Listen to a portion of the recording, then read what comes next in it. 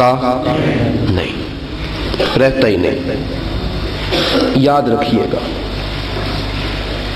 جب فرعون بنی اسرائیل کے بچے مروا رہا تھا، یذبحون ابناءکم ویستحیون نساءکم، قرآن کہتا ہے کہ وہ عورتوں کو زندہ رکھتا تھا اور بچوں کو ذبح کراتا تھا۔ جو سب سے کم کی روایت ہے کتابوں میں وہ یہ ہے کہ اس نے 18,000 بچہ مروایا، یہ سب سے کم کی روایت۔ جس مفسر نے تھوڑے لکھے ہیں سب سے تھوڑے، ورنہ یہاں تک آتا ہے کہ 70,000 بچے۔ بچہ گدھے کا بھی ہو تو پیارا لگتا ہے، جو بچہ ہوتا ہے وہ پیارا ہی ہوتا ہے۔ ماں کی گود سے کھینچ کے بچے کو قتل کرنا، اور 1 2 4 نہیں، ہزاروں بچے اس نے مروائے۔ فرعون نے کبھی سوچا بھی نہیں تھا کہ میں ذلیل کر دیا جاؤں گا۔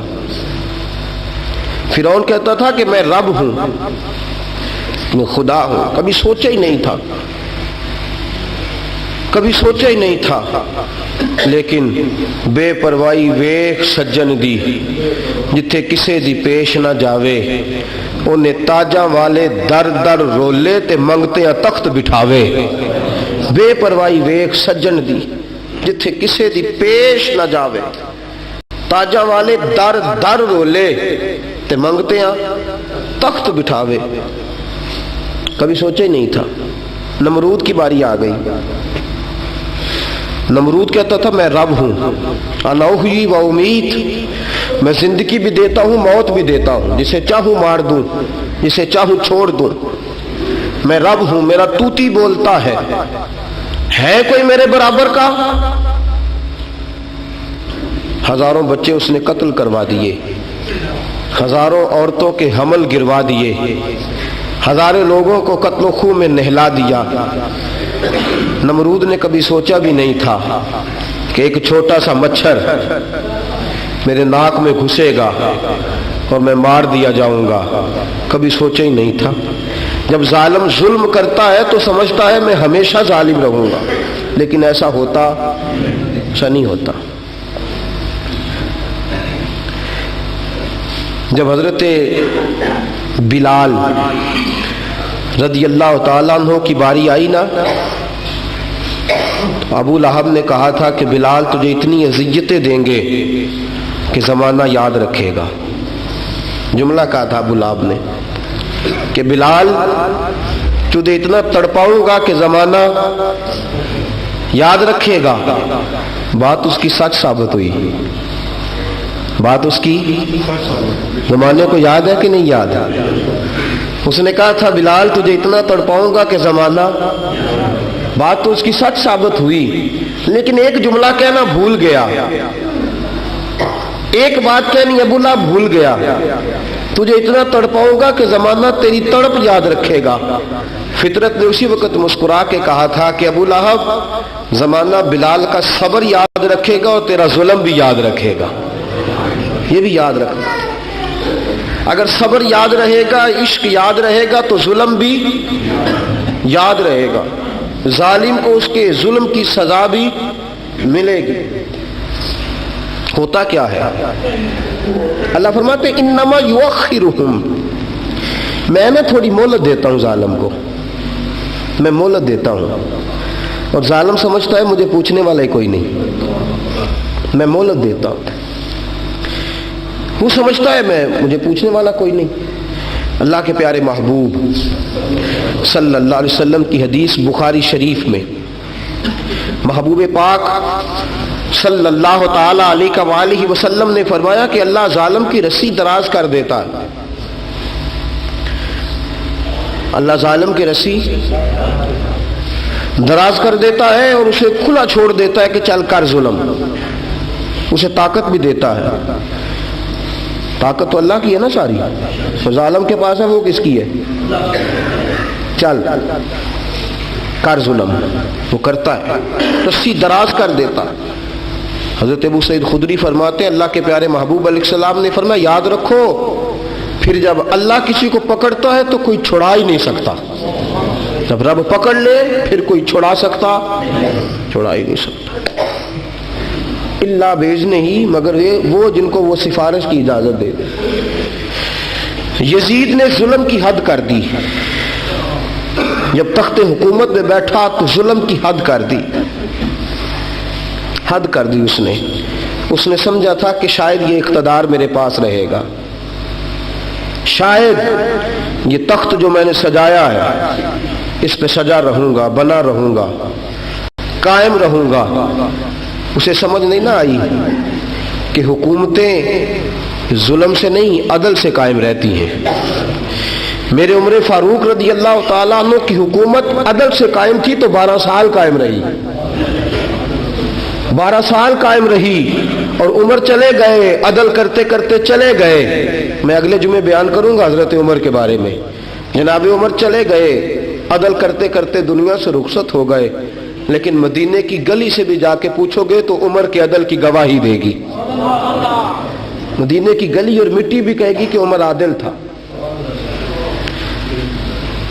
یزید نے ظلم کیا نا، پورے 4.5 سال رہا، لیکن اس کا خیال تھا کہ میں جمع رہوں گا، بنا رہوں گا، رہ سکا نہیں رہ سکا، کیونکہ اللہ غافل ہے، اللہ کو پتہ ہے۔ اور ایک اور بات بھی، ایک اور جملہ بھی کہنے لگا ہوں، اسے بھی یاد رکھیے گا، ظالموں کو مددگار بھی مل جاتے ہیں، ظالموں کو مددگار بھی مل جاتے ہیں، بلکہ ظالموں کے مددگار زیادہ ہوتے ہیں، بدی جلدی پھیلتی ہے، گناہ جلدی پھیلتا ہے، ظالموں کے مددگار زیادہ ہوتے ہیں۔ یزید کو مددگار ملے، ابن سعد ملا، ابن زیاد ملا، شمر ملا، خولی بن یزید ملا، بڑے اسے مددگار ملے جو کہتے تھے کہ بالکل کوئی خطرہ ہی نہیں، دنیا تو ترستی ہے تیری دید کو، اور سب خیر ہے، ہر جگہ امن ہی امن ہے۔ موبائل بند کر دے جن کی جیبوں میں، اللہ آپ کو جزا دے، مسجد کی سب سیڑھیاں چڑھیں تو انہیں بند کر کے آیا کریں، یہ خلل پیدا کرتے ہیں بعض اوقات۔ توجہ فرمائیے کیا فرمایا، اس کو کہتے تھے کہ کوئی بات نہیں، ساری خیر ہے، کوئی مسئلہ ہی نہیں، بالکل تو بے فکر رہ، ہر طرف تیرے نام کے ڈنکے بجتے ہیں۔ یزید جب ظلم کر رہا تھا تو سمجھتا تھا مجھے کوئی نہیں پوچھے گا، کوئی میرے قریب نہیں آئے گا، لیکن یارو اس تک دنیا کا کوئی بندہ تو نہیں پہنچ سکا، لیکن اللہ کا قہر تو پہنچ گیا نا، اللہ کے انصاف کا ہاتھ تو پہنچ گیا نا، رب تو ہے نا دیکھنے والا، اللہ تو ہے۔ اور ایک بات یاد رکھیے گا، ظالم کو دنیا میں بھی سزا ملتی ہے، ظالم کو بعض دفعہ مسلمانوں کو بھی دنیا میں سزا ملتی ہے، ان کو اللہ دنیا میں سزا دیتا ہے جنہیں پھر اللہ آخرت میں نہیں دینا چاہتا، یہ مسلمان مومنین کی بات ہے۔ لیکن جو ظالم ہیں، فاسق و فاجر ہیں، ان کو دنیا میں بھی سزا ملتی ہے اور آخرت میں بھی سزا ملے گی۔ یزید اور یزید کے حواری، زیادہ وقت نہیں گزرا، انصاف کے لیے بعض اوقات کئی وقت انتظار کرنا پڑتا ہے۔ آپ کے ملک میں کیس چلتے ہیں تو کئی دفعہ دادا کیس لگاتا ہے تو پوتا سنتا ہے کیا بنا ہے، لیکن اللہ کا انصاف دیر لگاتا، رب کا انصاف کبھی دیر لگاتا، اللہ نہ اجر دینے میں دیر نہ جزا دینے میں دیر کرتا ہے، نہ سزا دینے میں دیر کرتا ہے۔ محمود غزنوی گزر رہے تھے، ایک بوڑھے بابے کو دیکھا، ہاتھ اس کے کانپ رہے ہیں بابے کے، اور اس نے کئی پکڑی ہے، کدال پکڑا ہے اور وہ زمین کھود رہا ہے، ایک درخت لگا رہا ہے، بوٹا لگا رہا ہے۔ محمود غزنوی گھوڑے پہ گزر رہے تھے، نیچے اتر آئے، کہنے لگے بابا تو اس عمر میں کیوں یہ لالچ کر رہا ہے، تجھے پتا تو ہے نا کہ تو اس کی چھاؤں میں بیٹھ نہیں سکے گا، اپنی عمر دیکھ، تجھے کیا ضرورت ہے۔ بابا کہنے لگا مجھے بالکل پکا پتا ہے کہ میں چھاؤں میں نہیں بیٹھ سکوں گا، لیکن دل میں خیال ہے لگا جاؤں، میں نہ بیٹھوں گا میرے پوتے تو بیٹھیں گے نا، میں نہیں بیٹھوں گا میرے پوتے تو نے کہا تو اس کا پھل بھی نہیں کھا سکے گا. کہنے لگا میں نہیں کھاؤں گا, میری اولاد تو کھائے گی, میری آنے والی نسل تو. محمود غزنوی کو بات بڑی اچھی لگی. کہنے لگا یار کتنی اچھی سوچ ہے کہ میری نسل تو پھل کھائے گی. اس نے کہا لاؤ ایک اشرفیوں کی تھیلی. بابے کو تھیلی دے کے کہا بابا جی بات بڑی پسند آئی ہے, یہ لو تھیلی انعام رکھو. آپ کی بات نے تو ایک بہت بڑی خوبصورت راہ نکال دی دوسروں کی خدمت کی. یہ تھیلی رکھیں اشرفیوں کی بطور انعام. بابے نے تھیلی پکڑی اور مسکرا کے کہنے لگا محمود تو کہتا تھا اس کا پھل نہیں مجھے گا, مجھے تو لگانے سے پہلے مل گیا ہے. تو کہتا تھا پھل کوئی نہیں ملے گا, دیکھ پھٹافٹ مل گیا. ابھی لگایا نہیں, ابھی پھل مل گیا. محمود کو یہ بات ہی بڑی پسند آئی. اس نے کہا ایک تھیلی اور دو. بابے کو ایک تھیلی. بابا تھیلی لے کے کہنے لگا محمود میرے اخلاص کی برکت دیکھ, لوگوں کی زمین میں فصل سال میں ایک بار ہوتی ہے, میری 2 بار ہو گئی ہے. میری فصل 2 بار ہوئی ہے, دیکھ میرے اخلاص کی برکت, میرے خلوص کی برکت. اس نے کہا بابے کو ایک تھیلی اور دے دو. اللہ جزا دینے میں دیر نہیں کرتا, سزا دینے میں بھی دیر. آپ نے جزا کی مثال سنی, اب ذرا سزا کی سنو. جناب عثمان غنی رضی اللہ تعالیٰ عنہ درویش صحابی ہیں, صحابہ میں سے درویش, مظلوم, صحابہ میں سے سب سے زیادہ لوگوں کی خدمت کرنے والے اور حوصلے والے صحابی حضرت عثمان ہیں.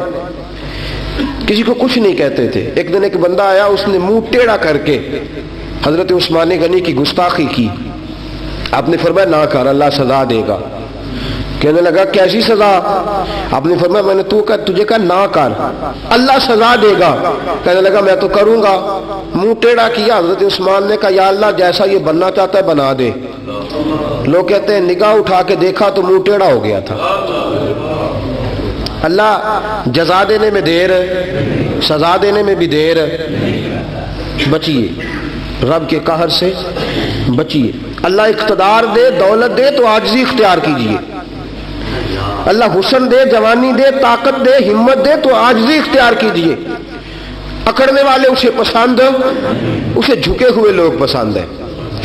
اسے جھکے وعباد الرحمن الذین یمشون علی الارض ہونا, رحمان کے بندے وہ ہیں زمین پہ چلتے ہیں لیکن گردن جھکا کے چلتے ہیں. اور اللہ فرماتے والذین یبیتون لربہم سجدا وقیاما, ساری رات سجدے میں کھڑے رہتے ہیں, لیٹے رہتے ہیں, ساری رات قیام میں کھڑے رہتے ہیں, سجدے میں جھکے رہتے ہیں.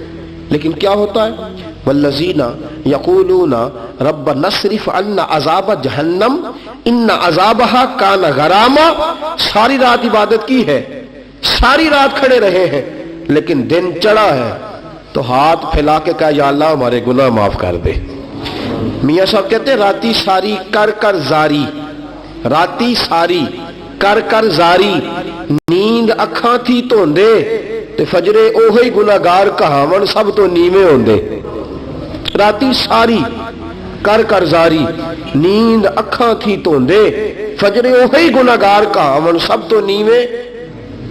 یزید کے دربار میں, عبید اللہ ابن زیاد کے دربار میں جب سیدنا امام حسین کا کٹا ہوا سر پہنچا نا,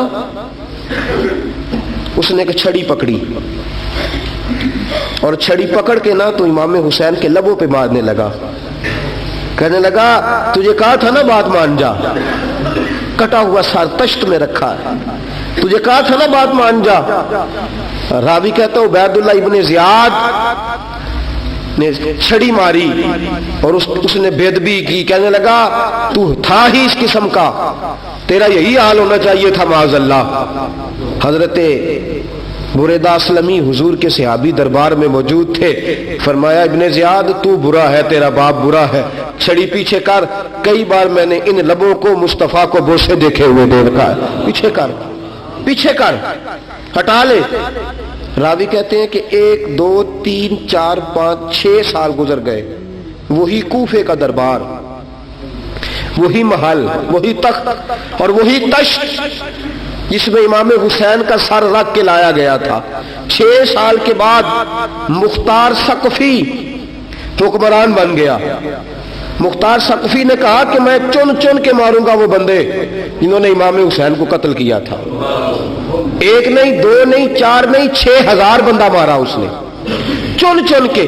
راوی کہتے ہیں کہ یہ ابن زیاد 30,000 فوج لے کے نہر فرات کے کنارے میدان کربلا کے سامنے آیا اور اس نے جہاد کیا.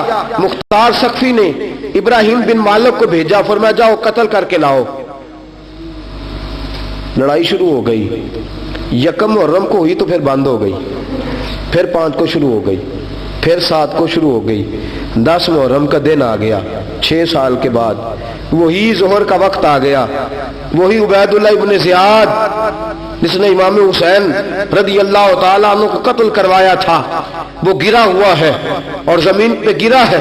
اس کی گردن پہ ابراہیم بن مالک نے پیر رکھا اور اس کی گردن کو کاٹ کے تشت میں رکھا اور تشت میں رکھ کے جب اس نے کوفہ بھیجا، وہی تخت جس پہ عبید اللہ ابن زیاد نے بیٹھ کے امام حسین کے مبارک لبوں پہ چھڑی ماری تھی، اسی تشت پہ رکھ کے جب اسی عبید اللہ ابن زیاد کا سر سامنے رکھا تو کوفے کے اس دارالخلافہ کے ایک کونے سے ایک بابا بولا اور بول کے کہنے لگا لوگوں گواہ رہنا میرا رب بڑا عادل ہے، گواہ رہنا اللہ بڑا عادل ہے. چیختا ہے کونے سے پکارتا کہتا لوگوں عدل ہو گیا، انصاف ہو گیا، عدل ہو گیا، انصاف. دیکھو دیکھو جب حسین کا سار آیا تھا ابن زیاد نے گستاخی کی تھی تو کونے سے آوازیں نکلنے لگی تھی کہ زیاد برا ہے حسین اچھا ہے. آج ابن زیاد کا سار آیا ہے، آواز پھر کونے سے نکلی ہے، لیکن آواز کیا گونج رہی ہے؟ آواز پھر وہی گونج رہی ہے زیاد ابن زیاد برا تھا، حسین کو اللہ نے بڑی عزت عطا فرما رکھی. مکافات عمل، مکافات عمل. اللہ غافل نہیں ظالم جو کام کرتے، اللہ غافل نہیں. 6 سال کے بعد وہی دن، وہی وقت، وہی گھڑی، وہی لمحہ، وہی سارا نظام، وہی دربار. انسان ڈرتا نہیں، انسان باز آتا، عبرت پکڑتا. ابن زیاد اس وقت کہتا تھا کہ میں جاؤں حسین کے پاس. یہ میں جو ہوتی ہے یہ مروا دیتی ہے. شیطان نے کہا تھا آنا خیر منہم، میں بہتر ہوں. بس ختم ہو گیا، ختم ہو گیا. ابن زیاد قتل ہوا، وہی تاریخ، وہی زمانہ. اللہ کریم نے اس کو ذلت کی موت دی، مرا اور 30,000 فوج لے کے نکلا تھا، پھر بھی بچ سکا نہیں. یہ ابن زیاد کا حال ہوا. ابن سعد صحابی کا بیٹا تھا، نبی پاک علیہ السلام کے پیارے صحابی کا بیٹا تھا. جناب سعد بن ابی وقاص کی اولاد تھی. لیکن یاد رکھنا اگر ایک صحابی کا بیٹا یزید بن سکتا ہے تو دوسرے کا ابن سعد بھی بن سکتا ہے. اور صرف یوں ہی توجہ نہ کیا کرو، ابو جہل کا بیٹا بھی تو صحابی رسول بن گیا تھا نا. یخرج الحی من المیت و یخرج المیت من الحی. رب فرماتے میں زندوں سے مردے اور مردوں سے زندے نکال دیا کرتا ہوں. میں کبھی کبھی کعبے کے اندر بت بھی رکھوا دیتا ہوں. گھر میرا اور میرے ہی شریک اس گھر کے اندر راج کرتے رہتے ہیں، میری بے نیازی ہے، کچھ کا کچھ کر دیتا ہوں. ابن سعد مختار حکمران بنا تو مختار ثقفی نے ابن سعد کے بیٹے حفص کو بلایا. اور مزے کی بات یہ ہے کہ مختار جو بعد میں حکمران بنا نا، بڑی یاری تھی اس کی ابن سعد کے ساتھ. جتنے قاتلان امام حسین تھے وہ کوفہ چھوڑ کے بھاگ گئے، دوڑ گئے. اور ایک بات یاد رکھنا، ظالم بزدل ہوتا ہے، ظالم بزدل ہوتا ہے، اس کے اندر وہ اطمینان نہیں ہوتا، تو ڈر لگتا. بھاگ گئے سارے کوفہ چھوڑ کے. لیکن ابن سعد نے کہا مختار میرا یار ہے، مجھے کچھ نہیں کہے گا. اس کے گھر والوں نے سمجھایا کہ تو دوڑ جا، تیرا تو ظلم بھی بہت زیادہ ہے، دوڑ جا تو. اس نے کہا نہیں میرا یار ہے، مجھے کچھ نہیں کہے گا. اس نے کہا تو نبی پاک کے نواسوں کا نہیں بنا تو تیرا یار تیرا بنے گا. تو رسول پاک علیہ السلام کے خاندان کا نہیں بنا، ان کا تو نے احترام نہیں کیا، یاری کا. اس نے کہا نہیں مجھے کچھ نہیں کہنے والا، تم چھوڑو اس بات کو. حفص کو پیغام بھیجا، بیٹا آیا. مختار نے کہا تیرا باپ کدھر ہے؟ اس نے کہا جی ابا جی اب باہر نہیں نکلتے، بس گھر کے کونے میں بیٹھ کے اللہ اللہ کرتے ہیں۔ اس نے کہا اچھا کیا کرتے ہیں؟ کہا جی گوشہ نشین ہو گئے۔ اس نے کہا اب تیرا باپ گوشہ نشین ہوا ہے؟ اب گوشہ نشین ہوا ہے؟ بھیڑیے سے لومڑی نے کہا کہ جاؤ شکار کر لو، تو بھیڑیا کہنے لگا بوڑھا ہو گیا تھا نا، بھیڑیا کہنے لگا نہیں میں نیک ہو گیا ہوں، میں نے شکار کرنا چھوڑ دیا ہے، میں کسی جانور کو تنگ نہیں کرتا۔ تو لومڑی کہنے لگی نہیں بادشاہ سچی بات کر، اب تجھ سے دوڑا ہی نہیں جاتا، اب شکار پکڑا جاتا، اب تجھ سے دوڑا نہیں جاتا پکڑا، اب تیرے اندر آج بھی طاقت آئے تو کم کرے نہ، تو اب بھی چھوڑنے والا، اب تجھ سے دوڑا نہیں جاتا۔ ملا رومی فرماتے ہیں بوڑھا ہو کے تو بھیڑیا بھی نیک ہو جاتا ہے۔ کہا کہ جاؤ تمہیں بلا رہا ہے۔ کہا نہیں جی میرے ابا جی نا آپ اندر رہ کے اللہ اللہ کرتے۔ اس نے کہا اسے اللہ اللہ یاد آئی ہے، اب اللہ اللہ یاد آئی ہے، کچھ گناہ ایسے ہیں جو رب معاف نہیں کرے گا۔ فرمایا وہ جتنی مرضی نمازیں پڑھے، جتنے مرضی روزے رکھے، جتنی مرضی نفل پڑھے، سارا کچھ کر لے، لیکن اللہ کبھی حسین کے گستاخ کو معاف نہیں کرے گا، کبھی نہیں معاف کرے گا۔ اس لیے کہ جو حسین کا بے ادب ہے وہ دراصل رسول پاک کا بے ادب ہے، اللہ اسے معاف کرے گا۔ ظالم میں اس نے ظلم کیا، ابھی 6 سال ہی تو گزرے تھے، 6 سال ہوئے صرف۔ ابن سعد بھیجا بیٹے کو، کہا جا اب اپنے باپ کو جا کے کیا تجھے مختار بلاتا ہے، بات سنے آ کے۔ ڈر گیا، میں نے کہا ظالم بزدل ہوتا ہے، کہنے لگا اس سے جا کے کہو میں نہیں آ سکتا، بیمار ہوں۔ اس نے کہا چلو وہ نہیں آ سکتا تو ہم تو جا سکتے ہیں نا، ہم تو جائیں گے نا۔ ابن سعد نے بھیجے 10-12 بندے، فرمایا جاؤ زندہ نہ لے کے آنا میرے پاس، میرے پاس زندہ نہ لے کے آنا۔ گئے، بیٹے کو حفص کو گرفتار کر کے کھڑا کر دیا، اور جناب یہ جو ابن سعد تھا اس کو بھیجا، کہا جب تم اس تک پہنچو نا تو جا کے گردن مارنا اس کی، اور مجھے اس کی وجود نہیں دیکھنا، صرف کٹا ہوا سر دیکھنا ہے۔ گئے، جا کے اس کو پکارا، کہا مختار نے بھیجا ہے مارنے کے لیے۔ کہنے لگے مختار مجھے نہیں مار سکتا، میرا یار ہے۔ ابن سعد کہتا ہے مختار مجھے مار سکتا، میرا یار ہے۔ ان فوجیوں میں سے ایک فوجی کہنے لگا اگر تو محمد کے نواسے کو مار سکتا تو تجھے بھی تیرا یار مار سکتا ہے صلی اللہ علیہ، اگر تو رسول پاک صلی اللہ تعالی علیہ وسلم کے نواسے کو قتل کر سکتا ہے، تو نے نبی کا حیا نہیں کیا، وہ یاری کا حیا کیوں کرے؟ تو نے ظلم کیا ہے، اب دیکھ تیرا حال کیا ہوتا ہے۔ گرفتار کر لیا، منتیں کرتا رہا۔ تاریخ ابن سعد کو بتا رہی تھی کہ ابن سعد تو ہاتھ باندھتا ہے، پاؤں پکڑتا ہے، ذرا یاد کر میدان کربلا، میدان کربلا تجھے اپنی باری آئی ہے تو تو ہاتھ باندھتا ہے، میدان کربلا یاد کر۔ حسین نے بھائی کی بھی لاش اٹھائی تھی، حسین نے جوان بیٹے کی میت بھی اٹھائی تھی، 6 مہینے کا علی اصغر بھی اس کی گود میں دم توڑ گیا تھا، اس کی بیٹیاں پیچھے تھی، بہن پیچھے تھی، بھانجیاں پیچھے تھی، بھتیجیاں پیچھے تھی، لیکن حسین نے ایک بار بھی ہاتھ نہیں باندھے۔ یہ کون ہے اٹا ہوا، غبار سے پھٹا ہوا، ہزاروں کوفیوں کے درمیان وہ اکیلا ہی ڈٹا ہوا، یہ بال یقین حسین ہے، نبی کا نور عین ہے۔ فرمایا یہ وہ میدان کربلا بھی یاد کرنا، تو ظالم تھا نا، معافیاں مانگ رہا ہے۔ حسین رسول پاک کے نواسے تھے، ایک بار بھی معافی طلب، دیکھ منظر یاد کر۔ ابن سعد کا ایک ہی وار میں سر قلم کیا، ایک ہی وار میں۔ امام حسین پہ تو پہلے 82 زخم لگے تھے تلوار کے، 82 زخم تلوار کے، نیزوں کے، اور کئی نیزوں کی انیاں امام حسین کے وجود میں ٹوٹ گئی تھی۔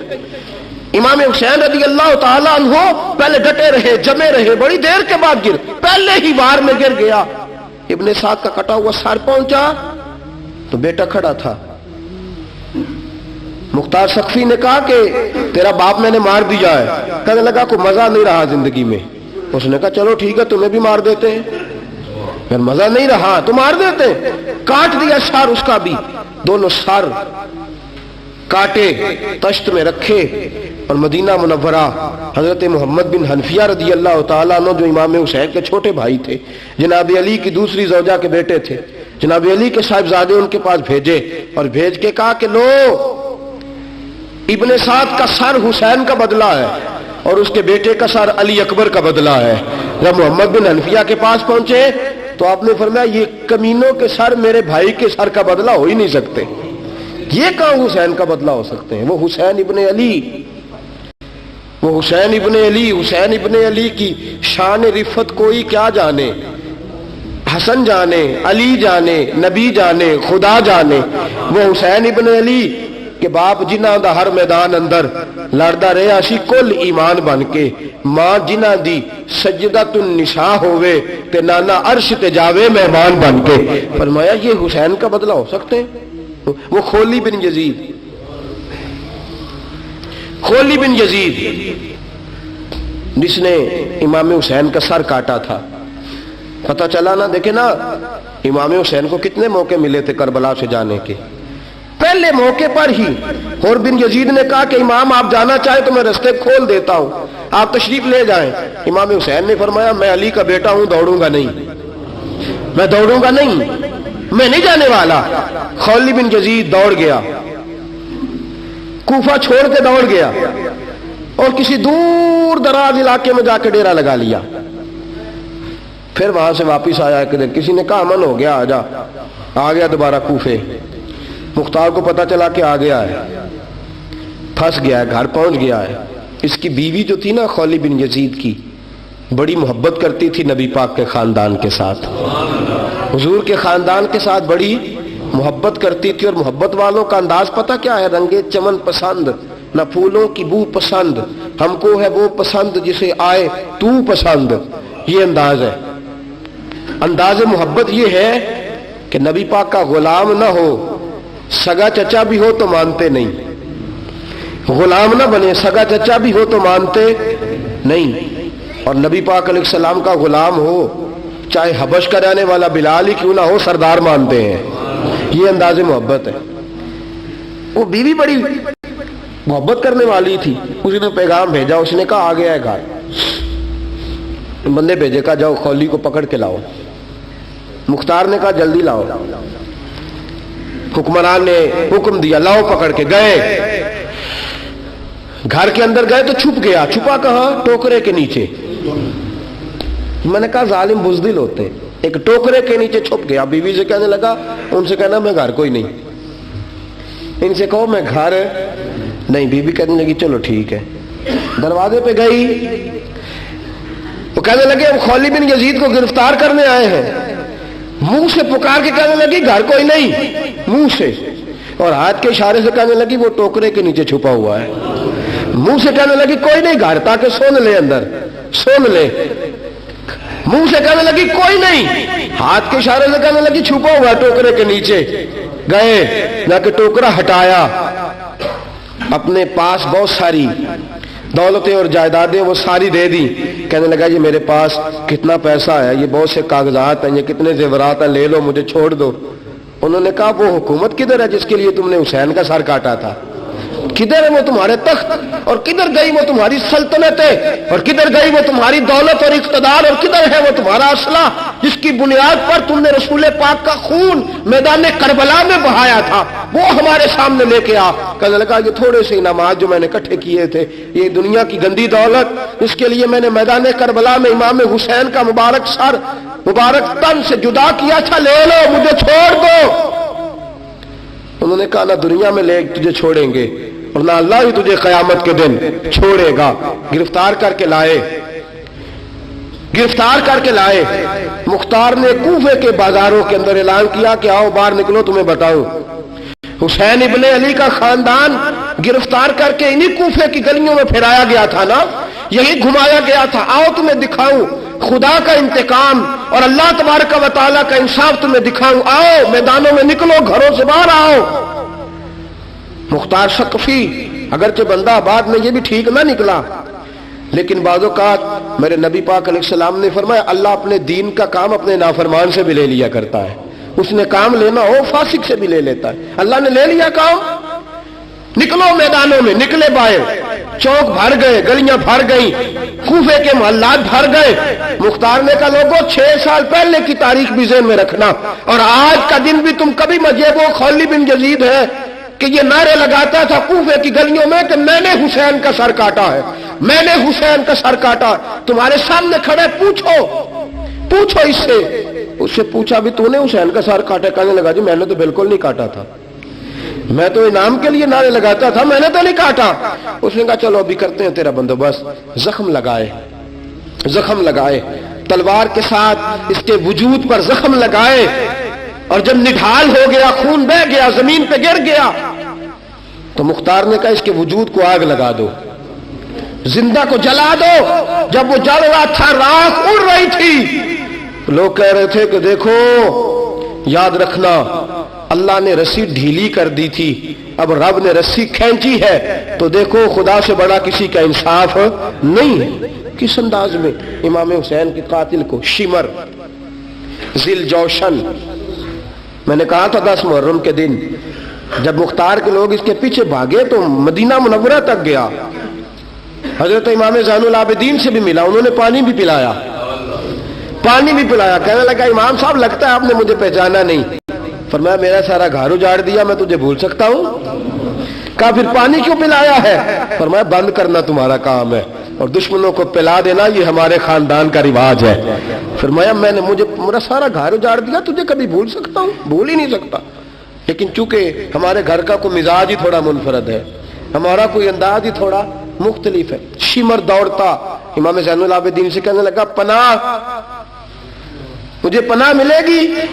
آپ نے فرمایا جسے اللہ پناہ نہ دے اسے بندہ بھی نہیں دے سکتا، تیرے پاس اب چارہ کوئی نہیں، اس لیے کہ اب تجھے دیکھے نا، یاد رکھنا ظالم دوڑتے ہیں نا، جب ظالم دوڑتے ہیں تو پناہ مانگتے پھرتے ہیں، جب ان کا توتی بولتا ہے تو کہتے ہیں ہم چما دیگرے نیست، ہمارے جیسا کوئی اور ہے ہی نہیں، اور جب رسی کھینچتا ہے اللہ تو پھر بھاگے پھرتے ہیں، گلیوں اور بازاروں میں دوڑے پھرتے ہیں۔ اس لیے کہتے ہیں کہ ڈر کے رہنا چاہیے، ڈر کے۔ آج ان کے ساری شمر کو کہا کہ تو اب تجھے کوئی پناہ دے نہیں سکتا، اس لیے کہ تو اللہ کی پکڑ میں آنے والا ہے۔ شمر دوڑتا دوڑتا ایک گاؤں میں جا کے چھپ گیا، وہاں کے لوگوں کو مارا پیٹا، کہا قبر کسی نے بتایا تو گردن اڑا دوں گا۔ رات کا سناٹا چھایا تو مختار سقفی کا گروہ پہنچ گیا، شمر کو گرفتار کر کے لایا۔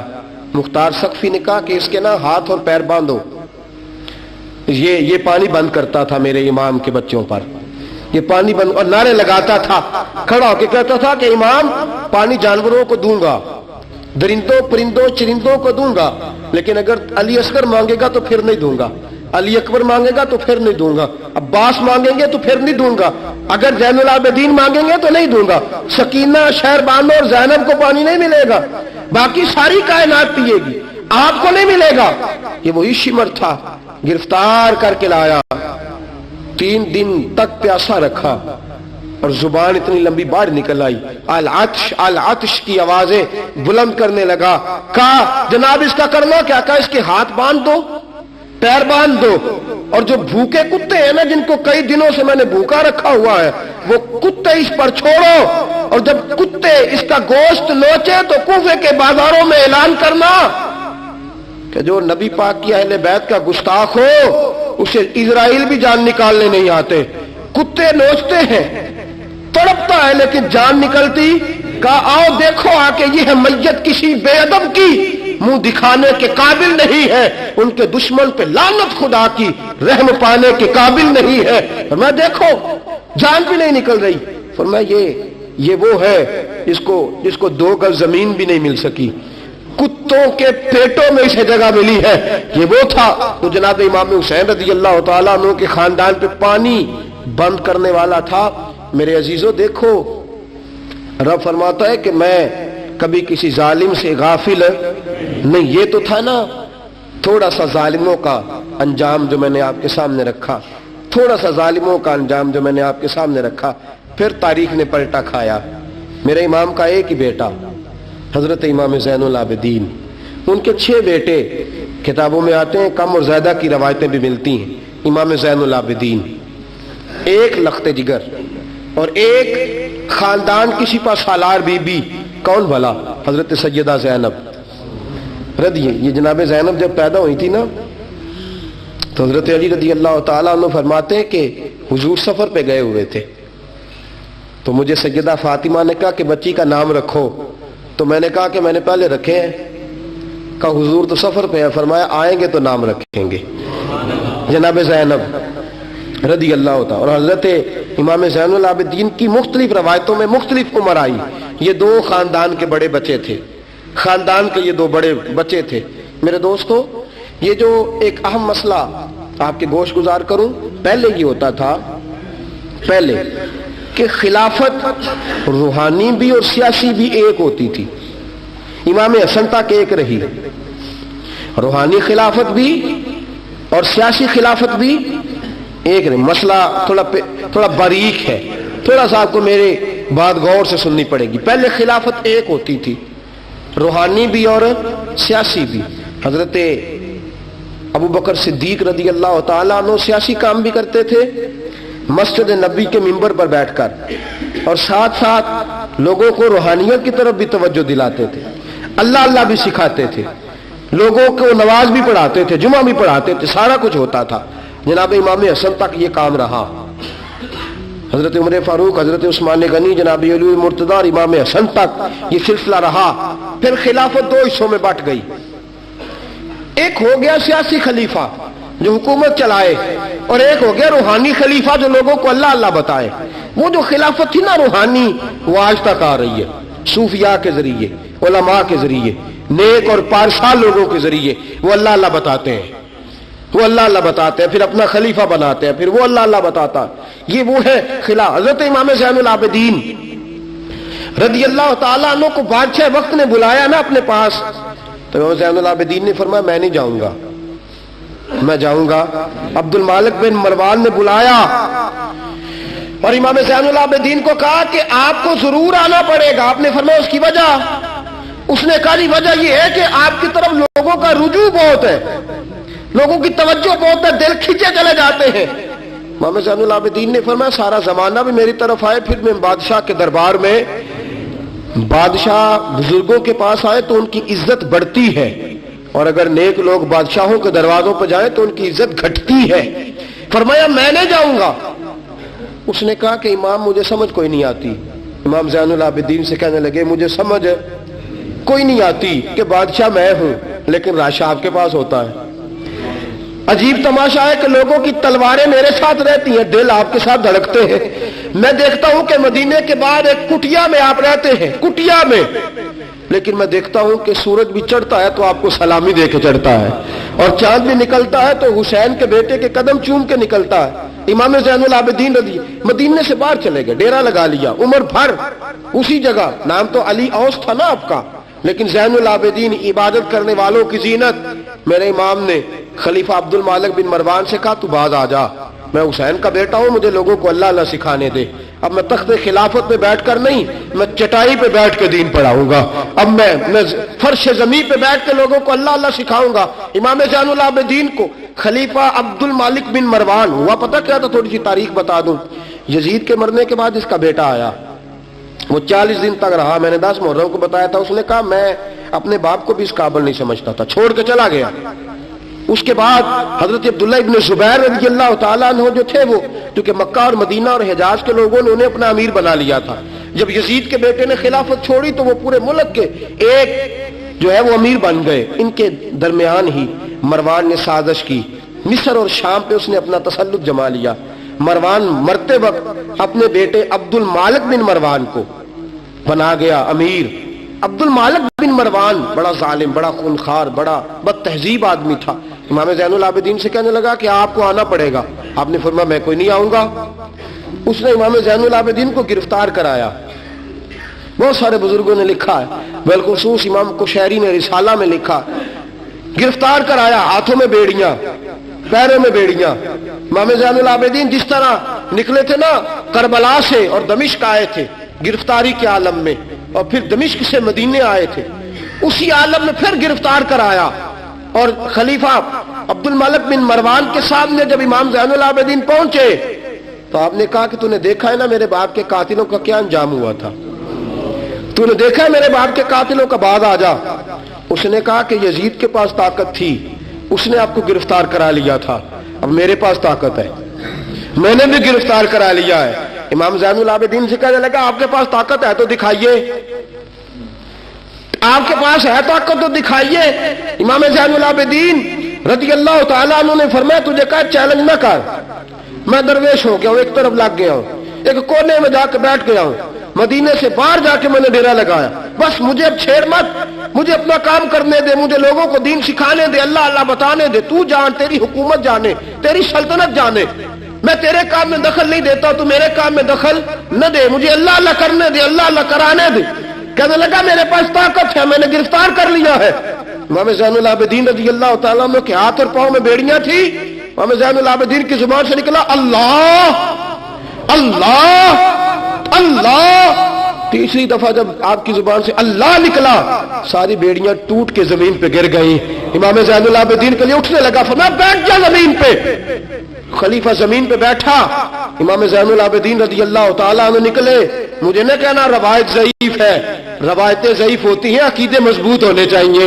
حضرت امام زین العابدین پلٹے اور پلٹ کے کہنے لگے طاقت پہلے بھی ہمارے پاس تھی، طاقت آج بھی ہمارے پاس ہے، جب رب کہتا ہے ہم استعمال نہیں کرتے، اور جب کہہ دیتا ہے تو ہم استعمال کرنا شروع کر دیتے ہیں۔ بس اللہ کی رضا پہ راضی۔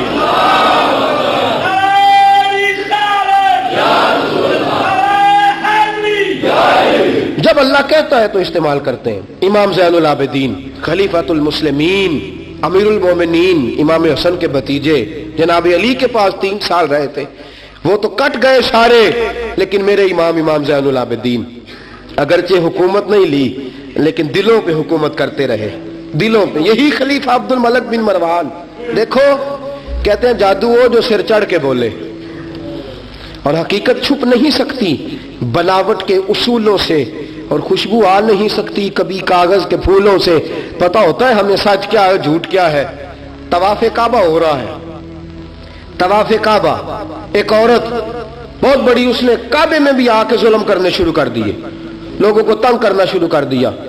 ایک بات یاد رکھنا، میں گیا ہوں عمرے پہ، مجھے اللہ نے توفیق دی ہے، لوگ وہاں جا کے بھی باز نہیں آتے، دھکے مارتے ہیں، بڑا کچھ کرتے ہیں، وہ اللہ کا گھر ہے، اگر فضل زیادہ ہے تو وہاں غضب بھی بڑی جلدی ہو جاتا ہے۔ وہ بی بی باز نہیں ہو، کہتی تھی میں بہت بڑے امیر کی بیوی ہوں، خبردار کوئی قریب آیا تو۔ حجر اسود کے قریب گئی تو حجر اسود نے پکڑ لیا، دبوچ لیا، پکڑ لیا، چھوڑتا ہی کوئی نہیں، چمٹ گئی ساتھ، بلاؤ لوگوں کو، بڑا کچھ کیا، لیکن حجر اسود چھوڑتا۔ اللہ آپ کو حج کی توفیق دے، آمین تو کہہ دے، اللہ آپ کو عمرے پہ لے جائے۔ یہ حجر اسود پتہ بندے جا کے بہادری دکھاتے ہیں، میں جب پڑا سٹے 5-7 بندے، میں پھر چمدا رہا بڑا چیر، یہ کوئی عقل مندی کی ہے، یہ کوئی عقل مندی والی بات ہے۔ وہاں جا کے ہمارے بزرگ تو کہتے ہیں وہاں جا کے جانوروں کا بھی ادب کرو، وہ خدا رسول کے مہمان میں دھکے دیتے رہے ہو، کوئی عقل مندی ہے، یہ کوئی بہادری نہیں۔ اگر سوڈان والے کرتے ہیں، ایران والے کرتے ہیں، تو وہ جانے، ان کا رب جانے، ان کے عمل جانے، ہم تو وہاں جا کے جانوروں کا بھی ادب کریں گے، ادب کریں گے، احترام۔ نہیں موقع ملتا تو نہ ملے، میرے حبیب نے فرمایا دور سے ہاتھ لہرا کے چوم لو، حجر اسود قیامت والے دن تمہارے ایمان کی گواہی دے دے گا، تمہارے ایماندار ہونے کی گواہی دے گا۔ بی بی چمٹ گئی ساتھ، خلیفہ عبد الملک بن مروان سے کہا کہ وہ بہت بڑے رئیس کی بیوی ہے، اب چھڑا، اب ساری زندگی تخت پہ بیٹھ کے امام زین العابدین کی مخالفت تو کرتا رہا ہے، اب چھڑا۔ نیچے اتر آیا، اس بی بی کے خاوند کو کہنے لگا زین العابدین کے پاس چلے جاؤ، اگر حل ہے تو اس کے پاس ہے، اگر کوئی علاج ہے تو اس کے پاس ہے، اس کے پاس جاؤ، میں چھڑا سکتا، ادھر جاؤ، ادھر وہ ہے دروازہ، وہ ہے جناب علی کا پوتا، وہ ہے امام حسین کا جانشین، وہ بیٹھا ہے۔ زین العابدین تیرا تو سارا گھر کربلا میں کٹ گیا تھا، تیرے پاس تو رہنے کو مکان تک نہیں بچا تھا، خون کی ندیاں بہ گئی تھی، اور یہ کیا معاملہ ہے؟ امام زین العابدین کی سیرت اور صورت لوگوں کو بتاتی ہے کہ اب بھی اگر محبتوں کی وجہ سے دل جھکیں گے تو ہمارے خاندان کی طرف ہی جھکیں گے۔ امام زین العابدین کے پاس گئے، امام زین العابدین اپنے حجرے میں بیٹھے، کہا جناب ایک بی بی حجر اسود کے ساتھ لگ گئی، آپ آئیے۔ امام زین العابدین رضی اللہ تعالیٰ عنہ نے فرمایا میں نے سنا ہے رئیس کی بیوی ہے، لوگوں کے تنگ کرتی ہے، چھڑا لے گا؟ انہوں نے کہا حضرت جی وہ بھی آیا ہوا ہے، وہ کہتا ہے اگر چھڑا سکتا ہوتا تو پہلے بھی چھڑا لیتا، مہربانی کرے۔ امام زین العابدین اٹھے، ان کے ساتھ گئے، اس بی بی سے جا کے کہنے لگے تو توبہ کرتی ہے؟ توبہ کرتی ہے؟ کہنے لگی کرتی ہوں۔ امام زین العابدین کے ہاتھ اٹھے اور لفظ کیا ہے؟ یا اللہ تو جانتا ہے نا میں کون ہوں۔ لفظ کیا ہے؟ امام زین العابدین کی دعا سنو، دعا پر میں مولا تو جانتا ہے میں کون ہوں، میں کون ہوں۔ راوی کہتے ہیں امام زین العابدین کی زبان پر لفظ ہے یا اللہ تو جانتا ہے نا میں کون ہوں۔ بی بی دھڑام سے پیچھے گری اور کہنے لگی اللہ اکبر، دھڑام سے پیچھے گر گئی۔ اللہ اکبر۔ علی کا گھر بھی کیا گھر ہے کہ جس گھر کا ہر ایک بچہ جسے دیکھو وہی شیر خدا معلوم۔ اور میرے اعلیٰ حضرت فرماتے ہیں تیری نسل پاک میں ہے بچہ بچہ نور کا، تو ہے عین نور، تیرا سب گھرانہ نور کا۔ جناب امام زین العابدین رضی اللہ تعالیٰ عنہ کیا کہتے ہیں؟ یا اللہ تو جانتا ہے نا میں کون ہوں۔ ایک وہ تھے جو مٹ گئے، مٹتے ہیں، مٹ جائیں گے، مٹتے ہیں آدھا تیرے، نہ مٹا ہے نہ مٹے گا کبھی چرچا تیرا۔ ایک وہ تھے جو مٹ گئے اور ایک یہ میرے امام کا صاحبزادہ ہے۔ اور میرے دوستو وہ جو بات میں نے پہلے کہی نا، یہ اکڑے رہے، یہ ظالم اکڑے رہے، مر گئے۔ میرے امام کا یہ صاحبزادہ، ایک صاحبزادہ مدینہ منورہ کے ایک کونے میں، ایک نکر میں ساری زندگی۔ لوگ کہتے ہیں کہ امام زین العابدین کا حال یہ تھا، نماز شروع کرتے اتنی لمبی نماز پڑھتے کہ بھول جاتے سارا زمانہ۔ امام زین العابدین نماز پڑھ رہے ہیں، گھر میں آگ لگ گئی ہے، چھوٹا بچہ آپ کا چھوٹا صاحبزادہ قریب سویا ہوا ہے۔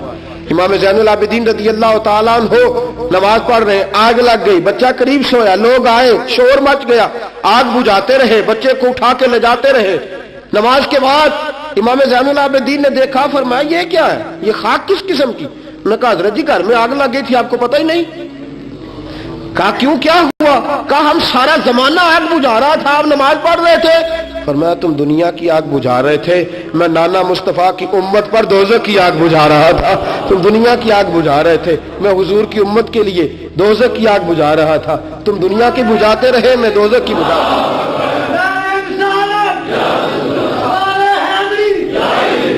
یہ امام زین العابدین ہے، وہ سارے مٹ گئے۔ اور یہ امام کیسی عاجزی، کیسی انکساری، حضرت امام حسن بصری، یہ خلیفہ ہیں امام زین العابدین کے بھی اور خلیفہ ہیں حضرت امام باقر کے بھی۔ امام باقر امام زین العابدین کے بیٹے ہیں، امام جعفر صادق ان کے پوتے ہیں۔ حضرت امام زین العابدین رضی اللہ تعالیٰ عنہ کے بارے میں حضرت حسن بصری فرماتے ہیں کہ رات کا سناٹا تھا، کعبے میں اس وقت اتنا رش نہیں ہوتا تھا، میں قریب ہی ٹھہرا ہوا تھا، آدھی رات کا وقت ایک نوجوان کے رونے کی آواز آئی، یا اللہ میرے گناہ بخش دے، یا اللہ مجھے معاف کر دے، یا اللہ مجھے معاف کر دے، وہ چیختا۔ امام حسن بصری فرماتے ہیں کہ میں سویا ہوا تھا اپنے اجرے میں، کعبے کے قریب ٹھہرا ہوا تھا۔ فرماتے ہیں کہ میری اس نوجوان کی آہوزاری کی وجہ سے میری آنکھ کھل گئی، اس کی طلب کی وجہ سے میں اٹھا۔ اور فرماتے ہیں کہ میں نے سوچا بہت بڑا کوئی گناہگار آ گیا ہے۔ فرماتے ہیں کہ وہ کیا کہتا ہے، جب میں اٹھا ہوں کعبے کے قریب گیا ہوں کہ جا کے تسلی دیتا ہوں تو اس کی زبان سے جملہ نکلا، کہنے لگا یا اللہ مجھے قیامت میں ذلیل نہ کرنا، اے اللہ اگر میرے عمل اچھے نہیں تو مجھے قیامت کے دن اندھا کر کے اٹھانا، میں تیرے نیک بندوں کے سامنے کیا جواب دوں گا۔ فرماتے ہیں وہ نوجوان تڑپتا ہے، روتا ہے۔ حضرت حسن بصری فرماتے ہیں کہ میرے پہنچتے پہنچتے وہ اتنا بلند آواز سے تڑپنے لگا کہ بے ہوش ہو کے زمین پہ گرا۔ آپ فرماتے ہیں میں قریب گیا، اس نوجوان کے قریب گیا تو بڑی خوبصورت خوشبو مجھے آئی۔ فرماتے میرے دل میں خیال تھا تسلی دوں گا کہ بیٹا ٹھہر جا، میں بھی دعا کرتا ہوں، تو بھی دعا کر، اللہ بڑا مہربان ہے، معاف کر دے گا۔ فرماتے ہیں جب میں نے اس نوجوان کے چہرے سے زلفیں ہٹائی، گرد صاف کی تو میرے پاؤں تلے سے زمین نکل گئی۔ یہ تو امام حسین کا بیٹا زین العابدین ہے، یہ تو امام حسین کا لخت جگر، علی المرتضیٰ کے جگر پارے جناب سیدہ فاطمہ کے نور نظر ہے، یہ تو حضرت شہر بانو شہزادی کے بیٹے ہیں۔ اتنی آہوزاری، اتنی تڑپ، اتنی بے چینی، اتنا اللہ سے تعلق۔ حضرت حسن بصری فرماتے کہ قدموں پہ گرا، پاؤں چومے، امام زین العابدین کی آنکھ کھلی تو کہا حسن بصری نہ کر، نہ کر، تو بزرگ ہے۔ امام زین العابدین اٹھ کے بیٹھ گئے۔ حضرت حسن بصری رحمت اللہ تعالی علیہ فرماتے ہیں میری آہ نکل گئی، آنسو میرے بہہ گئے۔ میں نے کہا زین العابدین کہاں سے دل لے کے آئے ہو تم لوگ، اور کہاں سے سنوارا ہے خدا نے تمہارے خاندان کو؟ سارا کچھ دے بھی دیتے ہو اللہ کی راہ میں، سارا کچھ لٹا بھی دیتے ہو، سارا کچھ قربان بھی کر دیتے ہو، اپنے لیے رکھتا بھی کچھ نہیں، اور پھر بھی معافیاں ہی مانگتے پھرتے ہو، پھر بھی معافیاں ہی مانگتے پھرتے ہو، پھر بھی روتے پھرتے ہو، پھر بھی بارگاہ خدا بندی کے اندر آہوزاریاں کرتے رہتے ہو۔ حضرت حسن بصری رحمت اللہ تعالی علیہ فرماتے کہ وہ زمانہ میں نے امام زین العابدین کا دیکھا، میرے دوستو وہ تو مٹ گئے، اکڑے رہے نا، مٹ گئے، کربلا کے بعد وہ مٹ گئے میرے امام کو مٹانے والے، لیکن امام زین العابدین میرے امام کا ایک صاحبزادہ بچے تھا، لیکن انہوں نے روحانی خلافت کا آغاز کر دیا۔ پوری دنیا میں میرے امام زین العابدین کا فیض ہے، جسمانی بھی ہے، روحانی بھی ہے، علمی بھی ہے۔ امام زین العابدین نے زندگی پوری گزار دی ایک کونے میں لگ کے۔ امام زین العابدین کسی سیاسی کام میں کبھی مداخلت نہیں۔ حضرت امام جعفر صادق کا زمانہ آیا تو پھر بادشاہ نے بلایا امام جعفر صادق کو، اور یہ امام جعفر صادق وہ بزرگ ہیں کہ حضرت امام اعظم ابو حنیفہ رحمۃ اللہ علیہ امام جعفر صادق کے مرید ہے، ان کے مرید ہے، ان کے خلیفہ ہے۔ حضرت امام جعفر صادق کو بلایا، اور جب سیدنا امام جعفر صادق رحمۃ اللہ علیہ رضی اللہ عنہ پہنچے تو آپ نے شاندار لباس پہنا، شاندار لباس پہنا، اور اعلیٰ قسم کا جبہ پہنا، اعلیٰ قسم کی پگڑی باندھی، ہاتھ کے اندر عصا پکڑا، اور حضرت امام جعفر صادق رضی اللہ تعالیٰ عنہ کچے مکان سے نکلے، لیکن ذرا باوقار ہو کے نکلے، دربار بادشاہ دربار خلافت میں پہنچے، اپنی کھنڈی کو اپنی چھڑی کو ہلایا، میں کیوں بلایا مجھے؟ وہ بادشاہ جس نے کہا تھا بلاؤ ذرا پتہ کرتا ہوں کیوں میلہ لگا رکھا ہے۔ پھر بھی بادشاہ ڈرتے رہتے ہیں، پھر بھی ڈرتے ہیں کہ اگر ان روحانی لوگوں نے اشارہ کیا تو ساری دنیا ان کے پیچھے نکل پڑے گی، بلاؤ کیوں میلہ لگا رکھا ہے۔ جب بادشاہ کے سامنے پہنچے تو بادشاہ نے کہا کیا بات ہے، کیوں بلایا تھا مجھے؟ کہنے لگا حضور غلطی ہو گئی۔ آج کے بعد امام جعفر صادق باہر نکلے تو بادشاہ کے واری کہنے لگے تو بڑی باتیں کرتا تھا، ڈنگے مارتا تھا، بڑھ کے مارتا تھا، بلاؤ امام کو پوچھ لیتا ہوں کیا ہوا۔ کہنے لگا یار پتہ نہیں کیا بات ہے، جب نہیں ہوتے تو بات نکلتی ہے، جب سامنے آ جاتے ہیں تو منہ کے اندر سے زبان بولتی نہیں ہے، جب سامنے آتے ہیں تو کیا روب ہے، کیا روب ہے۔ اصل اسے سمجھ نہیں تھی کہ تیری نسل پاک میں ہے بچہ بچہ نور کا، تیری نسل پاک میں ہے بچہ بچہ نور کا، تو ہے عین نور، تیرا سب گھرانہ نور کا۔